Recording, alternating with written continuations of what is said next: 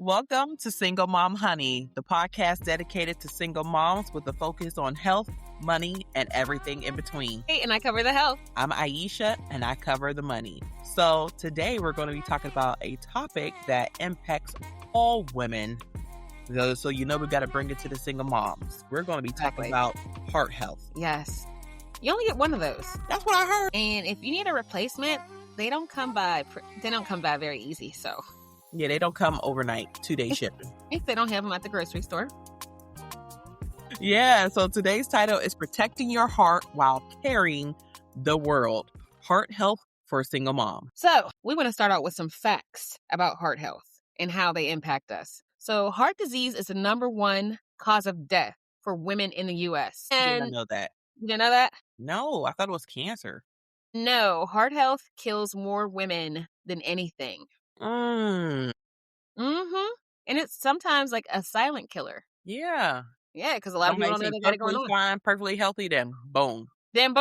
Yeah. Or sometimes you're so busy that you ignore the warning signs, which can be a problem as well. More than 60 million U.S. women live with some form of heart disease. Did you know that? That's about 44% of women. I actually have heart disease. Okay, I do know that. So you're one of the few that I know. Yeah. So. Yeah, I have AFib. Well, luckily, it's not AFibbing right now, so we're good. But what is AFib? Can you explain that to us? So you know how when your heart beats like boom, boom, boom, boom. Mm-hmm. Mine's was over here like quivering like that. Mariachi band. I don't even actually. That is a good way to look at it. The beat. I'm not making fun of your health condition, but I know. That popped in my head like maracas. Well, offbeat maracas, just beating random. So like jazz, the jazz that I can get with, like the jazz. Yeah, sometimes it was like that, and then sometimes it was just like this, so quivering. So, and when it's quivering, you can't. It's not pumping the blood like it's supposed to be. So instead, the blood has an opportunity to pool and clot, putting you at 5 times greater risk for stroke and heart attack. Really? Yes. But each year, go ahead. I got another fact for you. Okay, go ahead. Each year, heart disease kills about 1 in every 5 women in the United States. That's a lot. 1 in 5? I know math, MAPH, and that is the math for your ass. Okay, wow. So only about half of the U.S. women recognize heart disease as their top killer. Like you said, you had no clue. So that's, 50% here in this show. Mm-hmm. About 1 in 16 women aged 20 and over has coronary heart disease, the most common type of cardiovascular disease. So, okay, so when I think of heart disease, I'm thinking middle age. I'm not thinking a 20-year-old. Listen, stress kills. And then a lot of people don't know their family's past medical history. Mm-hmm. A lot of people still don't talk about things that they need to. Yeah. And then 90% of women have at least one major factor for heart disease or stroke. Are we going to go over those risk factors? Okay, I'm about like, let me see if I'm on that list. Women often develop heart disease about 10 years later than men, but their outcomes, like their survival rate, is often very worse. I wonder why. Like, what's the explanation behind that? Why is it impacting the woman disproportionately? And why does it affect them worse? Because a lot of our signs are not the typical signs for heart disease. Okay, so let's go into the risk factors for women. So we know, which makes sense, high blood pressure. Okay, more than 50% of women over the age of 45 have hypertension, which is a leading risk factor. I know majority of the women in my family have high blood pressure and they take the pill. Now, let me ask you this. When's the last time you checked your blood pressure? I get my blood pressure checked regularly. I think last time I went to the doctor was January, so a month ago. Okay, great. I get mine checked regularly too. And you can have like one type of heart disease and not the other. So they don't always come together. Mm-hmm. Or you can develop one later. You can develop one first and, you got to stay on top of it. All right, let's keep going on these risk factors. Mm-hmm. Over 40% of women over the age of 55 have elevated cholesterol. And that's another major risk factor. I think people under 55 definitely have elevated cholesterol due to our diet here in the U.S. Yeah. Yeah. A lot of fast food, a lot of processed foods, quick, easy, Right. convenient. When you think about single moms, we're I was always just about to say that. on the run. Who has time to sit at home and make a 3-hour casserole or a stew or something like that? Not many people do, especially as a single moms, your time is Exactly. limited. Even if you work from home, you Yeah. still be on a run. Yep. You still gotta do drop off, pickups, doctor's appointments, Yes. and somehow make sure you take care of yourself. So yeah.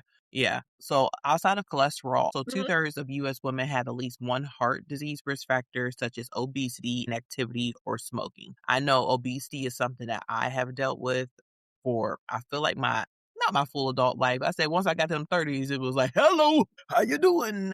Want to stick to me. I'm like, get up off of me. I was like, don't be friends. So obesity is another thing that impacts a lot of single moms as well because of the inactivity or focus on yourself, which is something that I personally will be changing in 2026, but 2/3 of women. So that's almost all. Yeah, that's like 66%. That's way more Yeah. than half.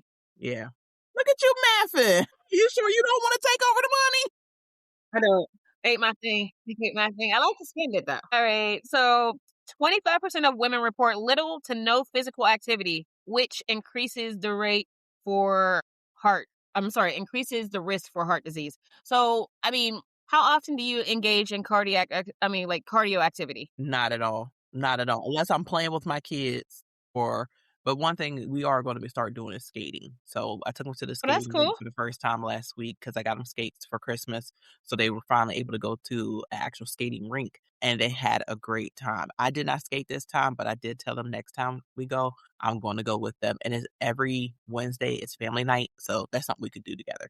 And I That's was like, I amazing. already know I'm about to be sore, but gotta get her done. So let's go into awareness and outcomes. Many women misidentify cancer as their greatest health risk or health threat Just rather said than heart that. disease. I know, because I that's what you just got. said that. I thought cancer was the number one killer of women, but to know it's heart disease, I mean, I know February is Heart Disease Awareness Month, so that makes sense, but I didn't know that. And you were speaking to it earlier, like why is there like a disparity in care when it comes to women and heart Mhm. disease? It's typically because women are more likely to misinterpret or ignore heart attack symptoms because they're very different from men's. Yes, can we please go over that? Like, the difference between being able to, uh, understand the signs for a woman versus a man. I know a man, they tell you the heart or the arm, and a woman is usually something different. Okay, so let's talk about heart attack signs in women. So they appear to be different than men's because they have like the typical signs like, "Oop, my chest, I feel Mhm, pressure. I feel,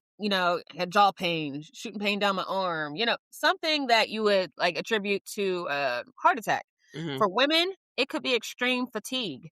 And how many times are you super tired? Regularly? It could be nausea. How many times do you be like, "Oh, maybe I ate something that was just like weird?" I get scared when I get nauseous.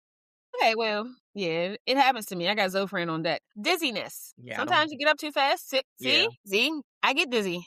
I haven't Mhm. had a heart attack, and I'm not having one. I'm not claiming these things. Yeah. Cold sweats. What if you were going through menopause and you had hot sweats and then cold sweats and you Mhm. didn't, and you just were like, maybe this is normal? Going through the What? change. Yeah. Or what about pain in the back, pain in the neck, pain in the jaw? You might think that it's something different. So, sometimes it's shortness of breath. Sometimes you might not even have chest discomfort and still be having a heart attack. Mhm. So that's why it gets missed on women. So with women, is it not the arms? It could be, but it could be a number of other things, like the things I listed, like fatigue, So a nausea. combination of those. It could be a combination. You could have no chest pain at all and still have a heart Mhm. attack because it just presents different in women. Okay. Well, that is definitely good to know because I was like, is it the left arm or the right arm? I don't know which one it is. Like, it's hard to keep It could track be of those I things. mean, it could be pain somewhere in your upper body. It doesn't have to Yeah. be your arm. Like, if you're unusually tired. Sometimes I've had, patients who've had multiple heart attacks and didn't know until they went in because, like, somebody's like, "Oh, your color's off," And when they went in, they found out they had multiple heart attacks. Sometimes people think it's indigestion. Uh-huh. Heartburn, feeling clammy, sometimes increased anxiety. A lot of single moms suffer with anxiety, and they might not know they're having a heart attack. Well, speaking of single, how Mhm. about your dating status can actually be a part of I would say not the risk factor, but you do fall into a certain group.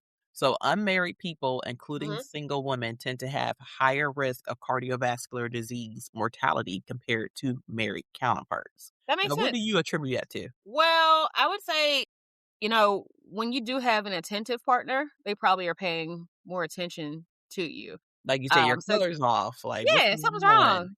Yeah, Urging you to go see someone because now you're right. making them nervous. Right. But I think for single moms, we push ourselves past the limit so many times that we put ourselves on a back burner that Yeah. like little things we may miss. It might not even be a little thing. We might brush it off like, I'm cool. You know? Like I Hmm. said, I fell on the ice yesterday and I should have got checked out for a concussion, but I was like, Yeah. I got this. I got work to do. But again, single, somebody did recommend go get checked out. I'm And you still heard alive. nothing. Yeah, yeah. You said, I gotta get home to my kid. I gotta go do this. I gotta go do that. So, in some studies, being unmarried was linked up to approximately a 40% increased higher risk of cardiovascular death. And again, that's because no one's there. If you were home and you had a heart attack, your partner might look over and be like, "Oh, something's wrong. Mhm. I'm going to send them to the ER." If you're by yourself and with the kids might not know what to do. So that's why it's important to be aware of your health. And unfortunately, as single moms, we have to educate our children on these types of things, especially if you have other comorbidities that they probably would need to be aware of. Like, hey, if you see mommy like this, it's unfortunate that it has to be that way, but Yeah. you have to educate them so you can save them and you. That was one of my fears when my kids were, like, younger. Mm-hmm. I was so worried about if something happened to me, they would be in a house by themselves and not know what to do or, who to reach out to. So I had to explain to my oldest, I think he was like 4 or so, Mm-hmm. if mommy isn't doing well, whatever, I taught him how to call 911 because I'm one of the few people who still have a house phone. And that's actually one of the reasons why I still keep it because kids Oh, don't know how that to makes unlock sense. phones and stuff like that. So I taught him how to use the house phone, how to call 911, and then also I have older married couple across the street from me that I trust very dearly. So I told them also if something happens, you go and run and you ask for help from them. So they're aware of what it is. But that's one of the fears of a single mom, something happening to you and your children being at home by themselves. So I be I so mean, yeah, but don't make that a reason to have a hobosexual girl, that is nowhere near in what your I'm home. talking about. I'm just saying I know. it's a fear of I mine, know, but I know. I know I what was you're just saying. saying for our listeners, you don't need someone in the house just for fear that you may have a heart attack. Shoot, they could be a risk factor as well in your house because Exactly. they be killing people. Anyway, we ain't gonna get into that Yeah, yeah, one, yeah, but ways to prevent it definitely from your lifestyle. We know that. We know we can have regular physical activity, make yeah. sure Mhm. we stay on top of our blood pressure, healthy diet, not smoking. Those are all key factors that can help reduce our risk of heart disease. But when it comes to heart disease and it comes to being single moms, Quay, I really want us to go into explaining, what is truly recommended and why is recommended. Okay. So You why go. heart health matters. Yes. Right. Like I said before, heart disease presents differently in women. So it's very important that single moms don't delay their care because of time, finances, and prioritizing their children. If you don't take care of yourself, you can't take care of your kids. I mean, No. that's just the bottom line. Chronic stress and lack of sleep increase heart risk. Girl, it seems like What? I'm up for like all these things that you're listing. It just sounds like the life of a single mom. Like a lot of this just Yeah. seems inevitable. Well, Like listen, I'm telling you this. When I got diagnosed with AFib, I had no other risk factors except for mm, sleep deprivation. I got stress. and You had stress. stress. Yeah, oh no, I had stress. I was living under stress. Stress Yeah. was like running through my veins Yeah. from going to court, from single momming on 3,000, from working while black, you name it, I had She it. got it. Right. I'm working 3.5 jobs to feed my kids with the multipliers because kids got multipliers on them. Like I say, it's like a football team, Hmm. and they be hungry every day. So, like I said, chronic stress and lack of sleep together is a deadly combination. And, it was only, I say by the grace of God, that I knew. It's because I work in a healthcare field that I even knew that something was wrong. Yeah. A lot of people are asymptomatic when it comes to heart disease, especially like things like AFib or high blood pressure. I happen to feel the classic symptoms. Like, I had this weird cough. I could feel the palpitations. Somebody might just think I'm having an anxiety attack or Mhm. just completely skip it because you're unaware. Like, oh, this is my norm. Girl, that's not normal. Uh-huh. So it's just very important to be aware of your stress levels and what you're doing because it impacts your body. You cannot keep running like a robot. Mhm. No matter how hard you try, like your body will let you know that you're human, and heart disease is one of those ways. So when you went to the doctor to finally be diagnosed with AFib, what was your initial response to that information? Okay, so this is how it really worked. Phoned a friend because I had this weird cough and these weird palpitations, and I felt my chest vibrating. I don't vibrate. What? Vibrators vibrate. You know? Did I go too far? Yeah. Did I I was count like, them right? did I swallow it? No, I said, did I go too far? I mean, I got left. All right. So anyway, I phoned a friend at work. I said, hey, something's wrong. My heart's beating weird. I got this weird cough. I think I might have AFib. She was like, girl, we're only 40. Right? There's no way. I got that Holter monitor on for a week. It came back. It said, you absolutely do have AFib.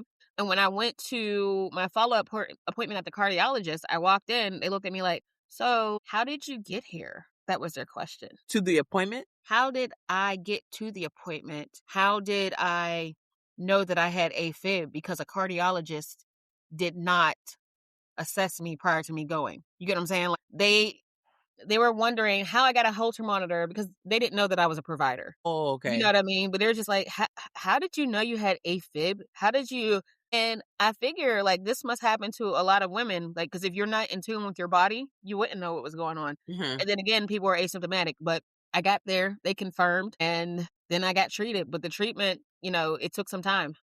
What is the treatment for AFib?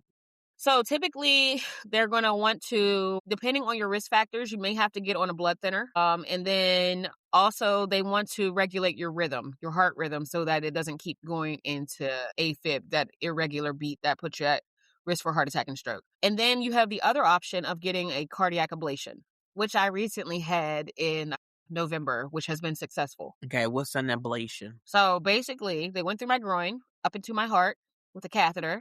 Mhm. And the areas where the cells were beating abnormally, they destroyed them. So you don't need That those area. cells? I'm not saying I need my heart, but they had to block the signals that they were sending to the other part of my heart that would make it beat abnormally. So they got rid of the troublemakers. Yes. They You froze was them, like burnt they them. went out there like, "Fuck you, fuck you, fuck you." Oh, they should. I'm sorry, this is the way my brain works. Well, I mean, that's fine. And then I had to be on a blood thinner for like 2 months. I am happy to say that I am currently off the blood thinner and Woohoo! off the cardiac medication. And, I was nervous going in. Like, but As you I should. was more Anytime I go to the nervous. doctor, I'm worried as a single mom. Like, if something's Yeah, wrong with me, I was super nervous because, I mean, anytime you go for a surgical procedure, your life's at you're at risk. risk. Yeah. And then I was already at risk. Yeah, And risk it. and then when you get done with the procedure, you're still at risk, Yep. you Then know? guess what? You got to recover, but still mom. Yeah, But still yeah. mom, still work, still be stressed out, life still be lifing. But So more what was the important, thing you said you had something on prior to going to the cardiologist? What was that called? a Holter monitor. Okay, what is that? It is a monitor. It monitors your cardiac activity. Would you just stick it on the outside of your heart, or it's like It's on the outside. okay, Yeah, it's on the outside. So I don't have it with me, clearly, because I don't Mhm. have it on. I've had it on twice. Actually, maybe it's been 3 times now. So you have to go to your PCP. Usually, people will have to go to their PCP You can to go to get your that. PCP, they can order it and then send the results. And And then once you get PCP is primary care physician. So or basically, a who you go primary to care for your provider, because they go may have a nurse to for practitioner or a PA. your aim. Yeah. Or you can go to your cardiologist if you're already with a cardiologist and they can Okay. write this script for you. And then it gets mailed to your home or applied in the office. Mm-hmm. Most times applied in the office, so it's applied right. And then you just keep it on. I think I had mine on for a week. Sometimes you get a script for 2 weeks or You longer got to as sleep is with fit. it. Yep. Sleep with it. Shower with it. Like Yep. okay. Yep. And it monitors your activity. So anyway, I'm really just happy that I got everything checked out. You have to have courage to take care of yourself. Yes. A lot of times we tend to distract ourselves from reality with taking care of our kids or make excuses as to why we can't face our fears when it comes to our health care or not take the proper precautions. Those excuses are not going to work forever. So, for me, I was nervous to go in. But I'm so glad I got it done because I feel like, you know, I might be a little bit bionic now. I got a Right. I got a new lease on life because I'm not super worried. Now the AFib can come back, you know, but I'm gonna keep exercising and if I'm about to say, what did you change within your day to day that is helping you along your journey of having AFib? change my diet, How? made sure well, I follow like a heart healthy diet.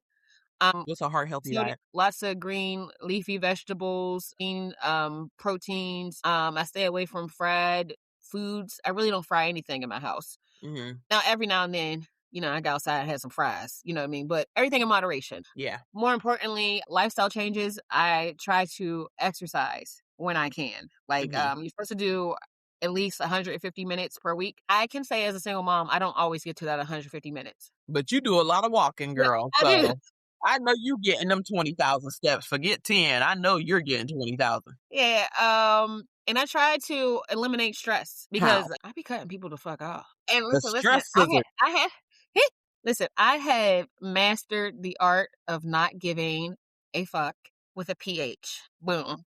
Mm-hmm. Yeah. So I know that certain diets. So have you ever heard of the DASH diet? Yeah. Okay. So that when you were researching this was coming up as the best heart healthy eating plan. So a diet approach to stop hypertension. Dietary D approaches A to stop S hypertension. So the DASH diet.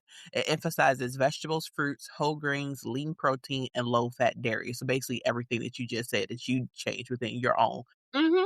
So that will help lower blood pressure and also the bad cholesterol, the LDL. A wide variety of fruits and vegetables, whole grains. This is something I learned when I was in my 20s and I had a dietitian.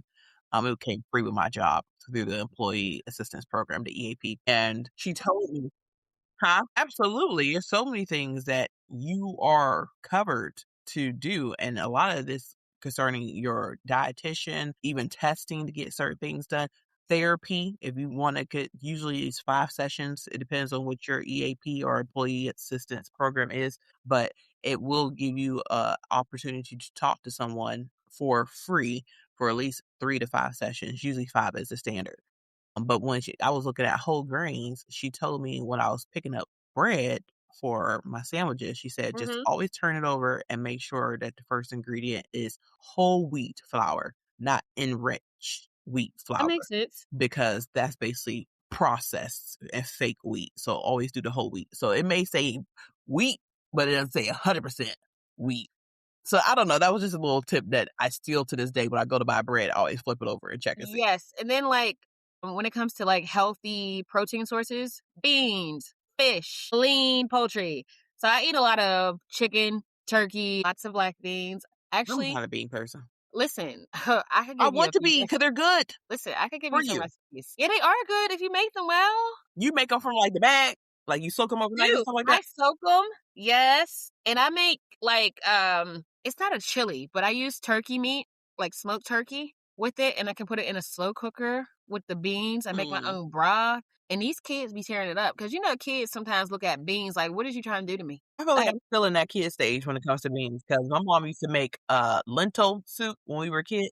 I would walk in the house like, oh my gosh, I smell it. It's the soup. It's a little tiny itty bitty thing. Now that I'm older, I like it now. But I will only yeah. do lentil. Like I'm not a big pinto, kidney bean. I'll do black beans. I like black bean turkey burgers, so I'll do black beans and stuff. Sometimes I'll just do You black know beans. what? I might have to make you some. Okay, what kind? What kind of beans? Listen, I use them all. So I do a mixture. It was like a 5 bean stew that I made. Okay, I've seen that in the store. And then I also make like this black eyed pea soup. Oh my god, it's so good. Oh, I don't Listen, like I black know eyed you peas. listen, but you ain't taste mine though.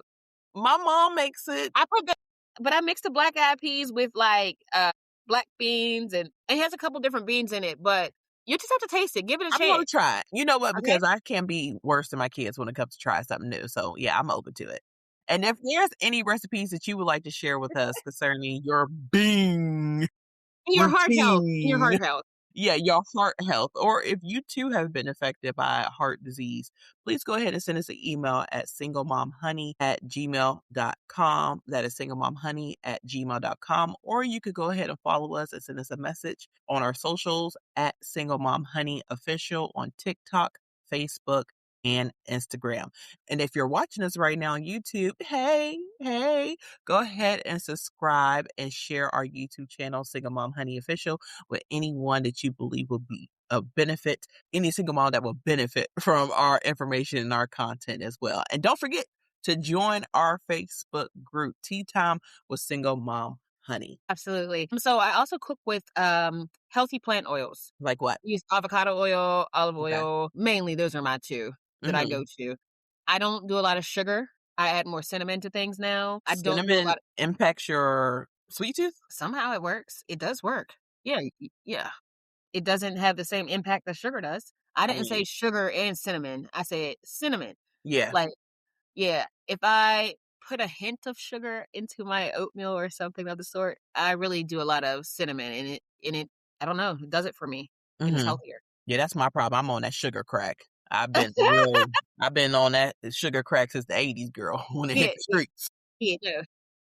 You know, I have cut back. My only like sugar problem would be Reese cups, but I only eat holiday Reese's now. So Easter and Christmas. Eggs, and I justify it by saying it got so much peanut butter in here. I am getting some protein. More sugar than peanut butter, but look, it got peanut butter in here. Peanut butter, yeah. And then I definitely cut back on. I don't really drink that much anyway, but like alcohol. So I would limit your alcohol because that'll help with your heart health as well. That will help with so many things because I know that when I have just a glass of wine, then I'm off my diet quick. I just want to eat any and everything. So it just makes the decisions just worse. So that's something that I've changed as well.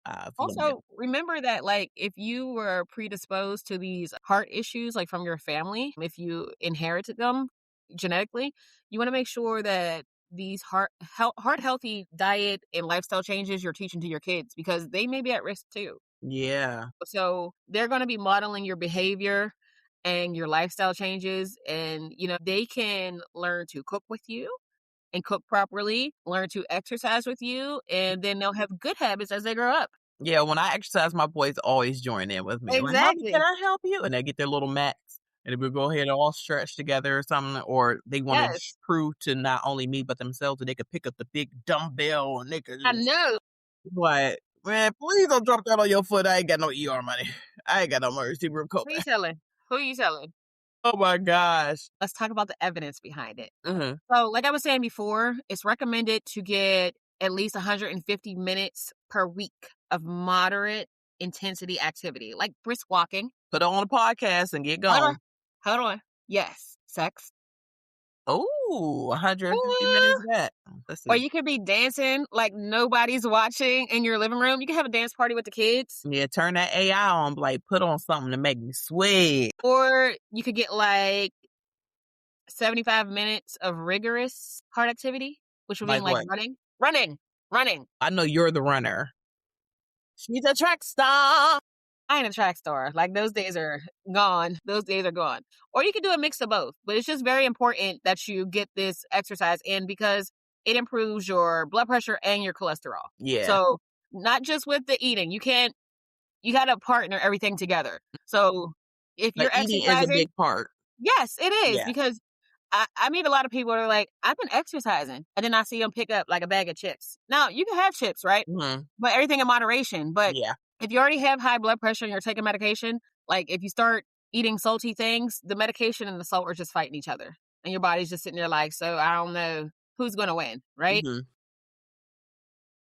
making sure that when you choose your food, you're choosing that lean meat. Cut off the fat. Sometimes I'd be like, the fat's the best part, but It be so juicy, got the flavor. yeah, but that's your friend. But just remember, work in small increments. You're not going to get 150 minutes every week, but every little bit counts. Yeah. Just try to figure out what fits into your life. Like, what fits into your real life? Like, do you have younger kids that you could put into the stroller? And that's a family Hmm. activity. Maybe you guys can walk to the park, play at the park. The kids had a fun time at the park. And then you put them back in the stroller and then you push them back home. So that could be a way. That all counts. Yeah, it all does count. Or even stretching, doing some yoga, doing some Pilates Absolutely. at home while the kids are taking a nap or while they're on their tablet. Okay, you guys get an hour or 30 minutes of screen time. During their screen time, you could be watching your tablet or on Alexa doing a workout video from YouTube. It's free. So just incorporating things that works into your lifestyle. Exactly. And when you exercise, it helps your heart. And like, here are some of the benefits, right? It lowers your bad cholesterol. That's your LDL cholesterol. It raises Loser! That's how I remember. it raises your good cholesterol. That's your HDL. It's your happy. Hey! Okay, your hey cholesterol. All right. So he's doing it. It helps lower your blood pressure. It improves your heart and lung fitness. And then, most importantly, it relieves stress and Yeah. improves your mood. You feel so good after working out. Like, Absolutely. you be like, them endorphins just be running, be like, whoa, yes. Yeah, because initially when you start running, and I get this every time, even when I run those half marathons, I start running and I be like, oh, why am I doing this? And then by the end, you be happy you didn't forgot why you didn't ran through all your thoughts and work things out. And then you got a small win for the day. Mm-hmm. So a little bit counts and it goes a long way, especially for busy single moms. Yeah, I totally agree. So is there anything else you wanted to share with our listeners about heart health, or maybe just one piece of advice that you would give them for somebody that has been impacted by heart disease? Yes, I would say listen to your body. You are amazing. You have children. You do so many wonderful things in this world. And when your body talks to you, you need to listen to it. Yeah. You use your judgment to take care of so many people, so use it to take care of you. I know for me, if I wouldn't have listened to my heart, I don't know what my outcome would have been if I didn't listen to my Mm-hmm. body.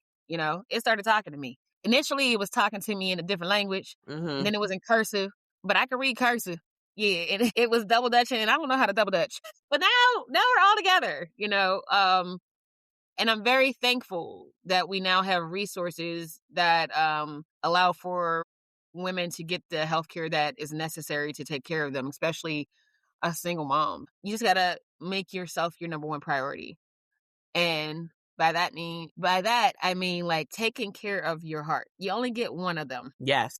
And you gotta share it with so many people. So you needed to be working.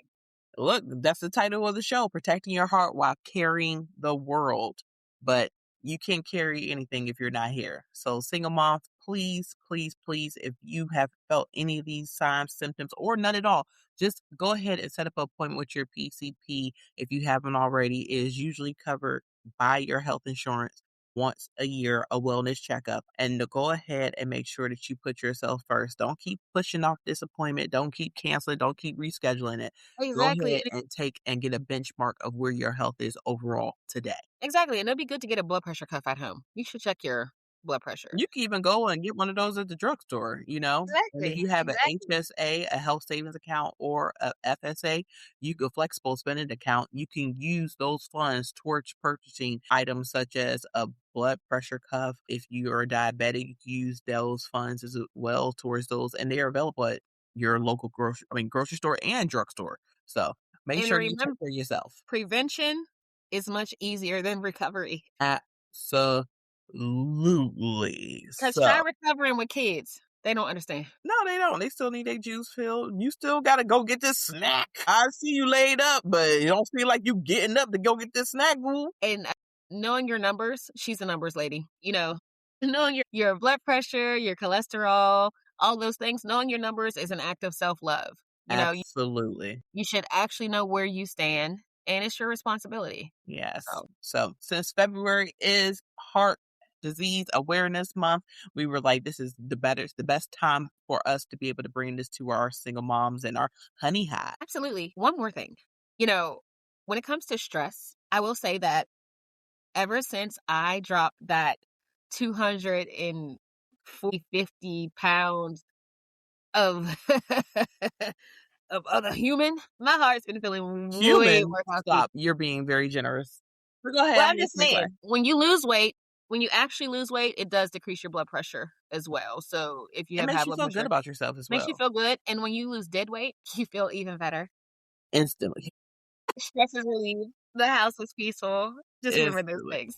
All right, so please go ahead and rate and review our podcast wherever you're listening to us. We will appreciate 5s, but if you want to provide any feedback, go ahead and send us an email, singlemomhoney@gmail.com, and on all the socials @singlemomhoneyofficial. Thank you so much for joining us today, and we look forward to talking to you soon, Honey Hive. See you next time. Bye.